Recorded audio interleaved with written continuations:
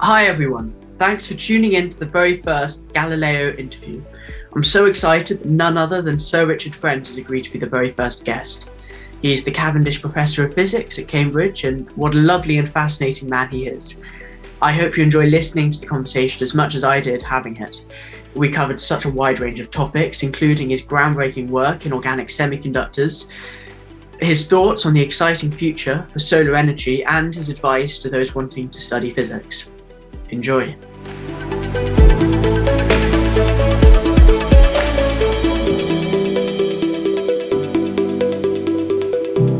So what moment of innovation or discovery in your career was the most incredible to you personally? Like, what led to the greatest sense of euphoria? Well, science isn't usually day to day a state of euphoria. We did set out to work on sort of crazy materials that might or might not turn out to be capable of showing interesting basic science, but also maybe something useful. And that was using organic molecules or polymers. And it took us about 3 or 4 years from when we set out in the mid-1980s to the point where we were starting to make some quite surprising results. So I can think of a number of moments when I've sort of thought, well, wow, I didn't think that was going to work so well. I mean, there were some polymer transistors we had working in about 1987 I was amazed they worked so well. And obviously we had a big moment in 1989 when we discovered, more or less by accident, that we could get light coming out of simple diode structures. We got a plastic light emitting diode. There is a moment when you see something and you get excited. But actually, some of the time, or very often with science, what turns out to be surprising, only emerges after quite a lot of data analysis. Look at all the stuff that goes into making a true announcement at CERN as to whether or not a Higgs boson has been truly identified. It can sometimes be a long process. Just occasionally, a result screams at you in a more straightforward way. So for you personally, was it like a sudden moment which was like, wow, when you realized that organic molecules could like this way? There have been sudden moments, but I don't want to give an impression that it's like that all the time. Quite a lot of the moments that I found very exciting have been where we've been staring at a result and it's taken a while for us to understand that it's telling us something very surprising. Yeah. So it's not exactly a wow moment, but there can be a point at which you just think, oh my goodness. Well, the great thing about the scientific world is that we keep on thinking that we've got it all sussed out. At least that's how it's sometimes put across in the popular press. And actually, we don't. Science continues to be very surprising. And I think it's that staying alive to the possibility that you're going to be surprised that is key to being surprised. Yes. Yeah. What drew you to this particular branch of physics, optoelectronics, and looking at organic molecules in the first place? I couldn't decide whether to do maths or physics or chemistry, and I actually loved chemistry. Chemistry, this is going back quite a while now, was extremely well taught at Rugby. I had some wonderful teachers who took me most of the way through first year Cambridge syllabus, something which is a bit beyond A level. It was wonderful. So I always loved chemistry, but I ended up doing physics, and I've ended up doing physics alongside chemists. So I just have always been intrigued. Maybe would have been an alchemist in another age by the possibility of discovering that simple materials can be very surprising. Yes. I know, having done some research, that you went on a year sabbatical in France, and before that you were looking potentially to go more into high temperature superconductivity. Was there anything during that year that particularly inspired you to pursue organic molecules? Oh, well, when I was in France on more than one occasion, but I did do my sort of postdoc in Paris. That was before the high temperature superconductors. And yes, they were working on these materials, some earlier variants, and I just thought they were intriguing. And there was a contact with that group in Paris, and I went off and that made a big. I came back feeling that I had the confidence to pretend to be a chemist as well. So I did that. And the high temperature superconductors that came in. When that was 1987 that the news broke about high temperature superconductors. Is that right? Yes, it is. Yes,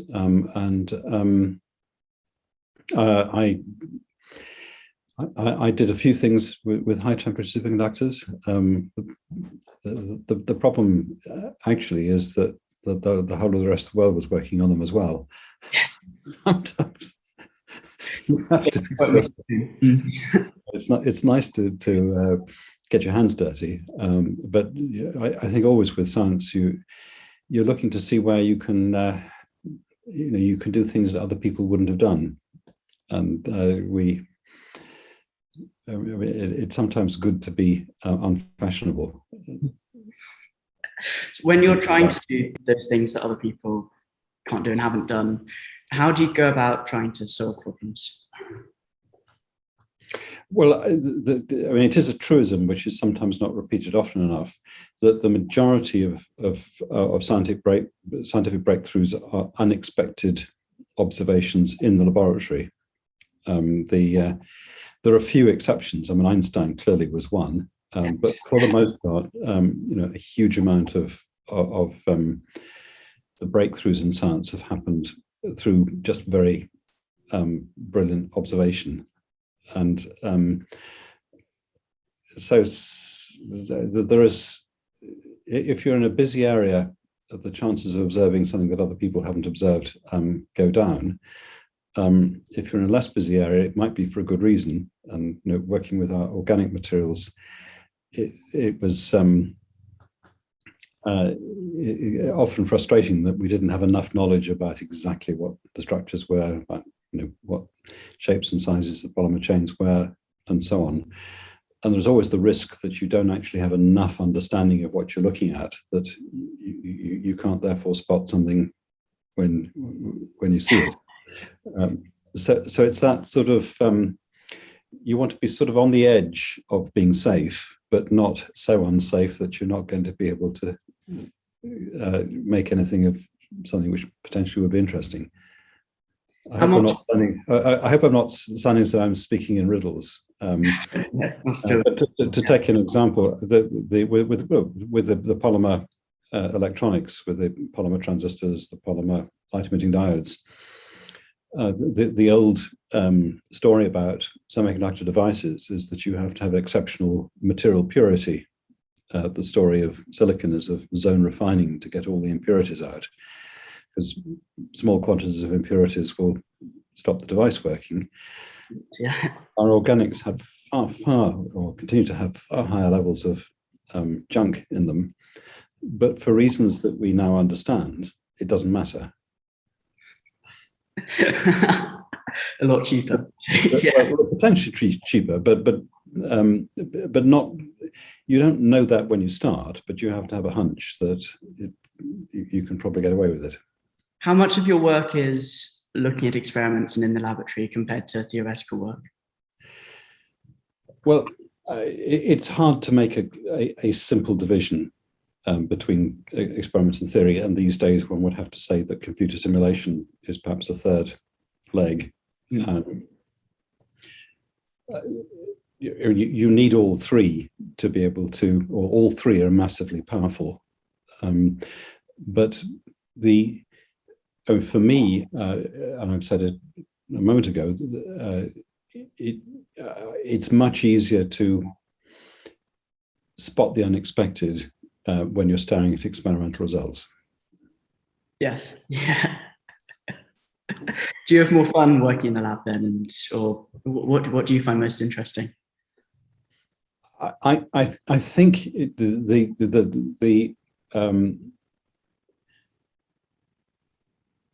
if you ask, I mean, the overall story that emerges, the more subtle, the sort of deeper parts of the underlying science would involve everything.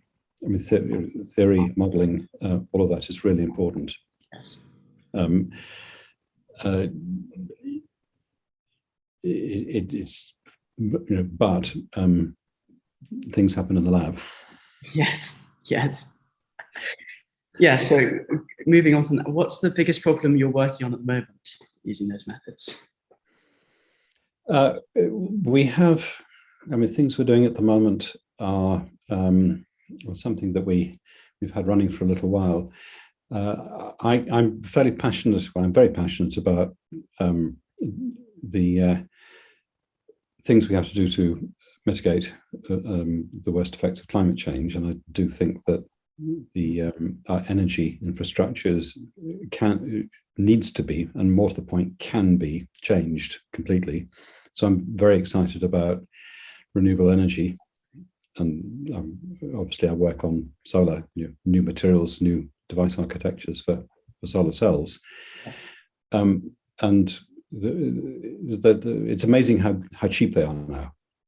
In sunnier parts of the world, the cheapest form of new electricity generation is now solar. It's no longer fossil fuel, which is wonderful. No one thought that would happen, but it has happened. But what's amazing is that that's with solar cells that are still very inefficient, because a single colored solar cell, in the case of silicon it's black, does not match the solar spectrum well.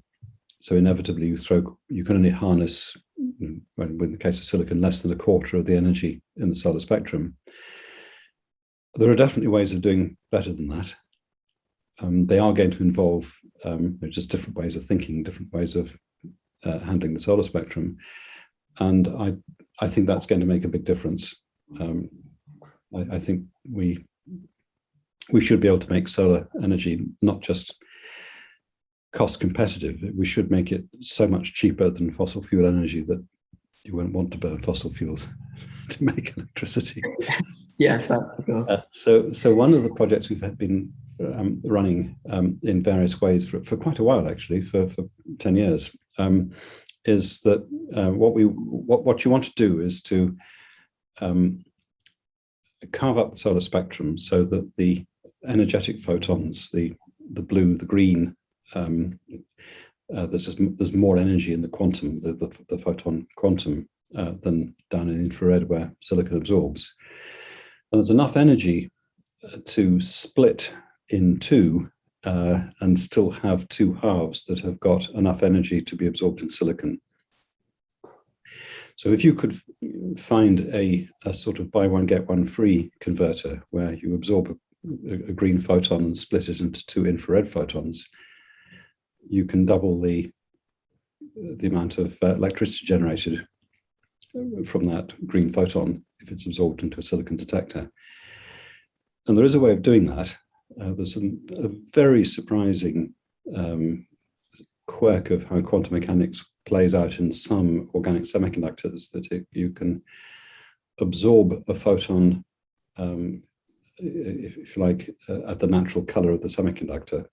So absorb a green photon, and that generates an excited state, as a molecular excited state, which in the right systems splits incredibly quickly into two half energy excitations that have a strange electron spin state that stops them being capable of emitting a photon themselves, but the energy is right. And if we can convert that excitation, to be technical, it's a spin triplet excitation, into something that's emissive, we can do that 2 for 1. One green photon in and 2 infrared photons out. We've been working on that. The difficult bits work. There's some more mundane bits which are quite hard to make work. So the challenges in implementing that engineering now and producing. In part, it's engineering. In part, we're engineering takes over from science or vice versa. It's a matter of how you look at it. We're all engineers all the time. We're adjusting the experiments, adjusting the materials, measuring whatever. But what's exciting is if you look at it. Well, I look at it and I look at what we can do to harness the energy from sunlight, and I know we can do significantly better than we do with silicon. I'm absolutely confident in 10, 20 years' time that will be commonplace, and that will have dropped the cost of solar energy another big jump downwards, which will be fabulous. Yeah, I agree with that. Do you think there is an upper limit on how high it could get? Like, what do you think the maximum efficiency we could end up reaching is? Well, it's fairly well, the thermodynamics has been fairly well documented. Essentially, it means how many chunks of the solar spectrum you split the incoming light into. If it's only one, the theoretical efficiency is 33%, with silicon it's 25%. If you split it into two, a so-called two-junction tandem cell, the 33 goes up to 46%, and you can go further and get above 50%. But let's say that there's realistically in play, we might be able to one day double what we get from silicon solar cells. That'd be amazing. Which a doubling, it's a lot. It transforms the economics. Yeah. So I know you're a bit of a serial entrepreneur, and you have companies looking at this like 819 and Azure Technologies focused on solar technology. How much is your day-to-day research tied into your companies? My just day-to-day research is in the university, and I have been involved in getting companies going. I am very happy to provide advice when welcome, but companies need full-time people in them. Yes. But yes, they run in that way. Okay. It's a different dynamic, and I have massive respect for what the engineering accomplishments in a company can be. In the university, it's perhaps more, we're allowed to play a bit more. Yes. Have a longer term perspective. What do you think solar technology is the most exciting thing you've worked on? Is that the thing you're most excited about implementing in the future? Oh, well, I picked that out because I think it exemplifies what I think is something that we need to take quite seriously, and that is that it doesn't happen every day, but it does happen that these connections between quite fundamental advances in science can make a massive impact to everyday life. And I sometimes that might sound as though it's just the engineering. We've worked out what we need to do. We just need to engineer it. And I don't mean to denigrate engineering at all. I don't. But actually, very often it's connecting the blue skies to the here and now is a big opportunity, and being able to make those connections between new science ideas and practical scale up. I think that it's not easy, but that's a great challenge. So looking deeper into just some questions more generally about science to get your perspective on things, do you think is it surprising to you that we're able to model our universe so well using mathematical and scientific techniques, and that the complexity is so reducible? Oh gosh, that's a leading question. There are all sorts of ideas contained in that statement that one would probably need to explore quite carefully. A huge amount of what we can now model is because we have observation. The big revolution in cosmology and astronomy is the power of our optical instruments, and the ability to have mapped the cosmic microwave background, the ability to map survey stars to look for planets. All of this would have been impossible, not many decades ago. And a lot of the as you say, detailed and apparently specific models for the universe are there because we have observation. Modeling without observation goes off the rails quite quickly. Yes. But not because people are stupid, but because real problems are more complex. There are things you didn't quite expect might have been playing a role, and you need observation to provide the right correction. So, which idea in the history of science do you think was the most revolutionary? Which is the idea revolutionary? I mean, that revolutionary implies that it does mean that our ideas about everyday reality are transformed. Yes. And being a physicist, the three that one would have to pick out are Newton, Einstein, and perhaps even more importantly, Maxwell. Yes, the predecessor to your position, I know. Well, Maxwell's equations, which are less well known than E equals mc squared or Newton's laws, are utterly magical and powerful. The connection between the four forces of electromagnetism and his ability to show that taken together they explain how light propagates in the way it does, was an incredible synthesis of apparently disparate parts of empirical knowledge.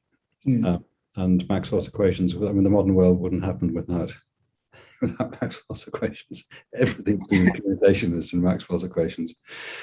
But I think as an undergraduate, when you are taken through Maxwell's equations, it does require a certain level of differential calculus to be able to get there. Discovering that the electrostatic attraction of your hair to a comb, or how magnets attract or repel one another, can be mathematically manipulated together with a couple of other equations to describe light. It is quite breathtaking. I think there's a moment when you think, my goodness. There's kind of a sense of beauty in that. Yes, yeah. It's both beauty, but also that sense of unification. But others may have. That wouldn't be a unique view. Is it surprising that things can be unified in that way so often, or do you think it's an inevitability? Oh, well, that's quite a philosophical question. I think I'm agnostic about that. I don't think. I think if you go searching for universal truth, you can go off the rails a bit, because I think the universality of science is more that learning to be a good observer is true across all of it, and it is seeing things that sometimes are in plain sight. That's what we should be good at. Sometimes that may allow some unification. Yes, it's quite satisfying when it does. If you could have one question answered about the universe, anything to do with physics, what would it be? I'm not sure it's a physics question, but the obvious, I mean, the question that would surely come up very high is what is consciousness? Yeah, yeah, that is a confusing one. I do sometimes worry that when we ask questions about things that, or try and find answers or models for things that are not part of everyday experience, it can never have quite the same impact as new understanding of something that we're all exposed to and aware of. Yes.